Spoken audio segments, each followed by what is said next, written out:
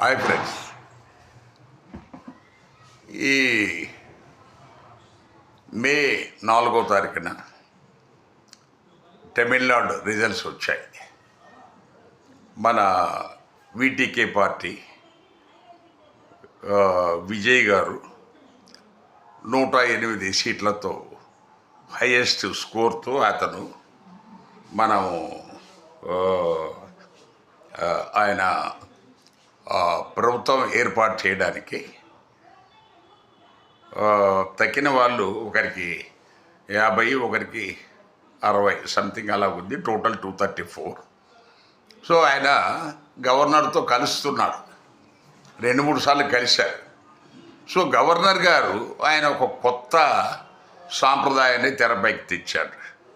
So వీళ్ళంతా ఈ గవర్నర్లుగా BJP వాళ్ళు నియమించిన వాళ్ళంతా పాతకాలంలో పని లేక ఎక్కడ గెలవక చాలా కాలం పార్టీని నమ్ముకున్న వాళ్లకు కొద్ది రోజులు ఎంజాయ్ చేయండి లైఫ్ అని చెప్పేసి వాళ్ళను గవర్నర్లుగా వేస్తున్నారు. ఆ రకంగానే 2014లో తెలంగాణ ఏర్పడిన తర్వాత తమిళసై అని చెప్పేసి ఆమె మనకు గవర్నర్గా వచ్చారు. ఆమె నిన్న కూడా కంటెస్ట్ చేసింది, 7వసారి కూడా ఓడిపోయింది.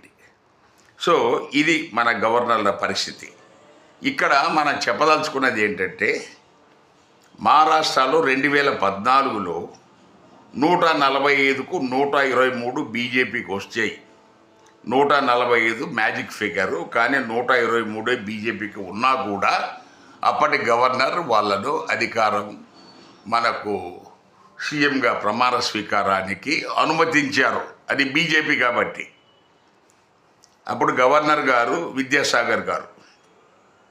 అదే మహారాష్ట్రలో 2019లో బీజేపీకి పూర్తి మెజార్టీ లేదు, అయినా కూడా అవకాశం ఇచ్చారు. రాత్రికి రాత్రే వాళ్ళ చేత ప్రమాణ స్వీకారం చేయించారు.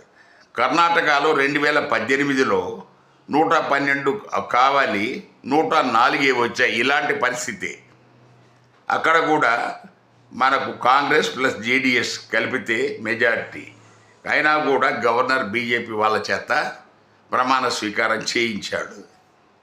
తర్వాత గోవా 2017లో మనకు కాంగ్రెస్ 17, బీజేపీ 13, అయినా కూడా బీజేపీకి అధికారం ఇచ్చారు గవర్నర్ గారు.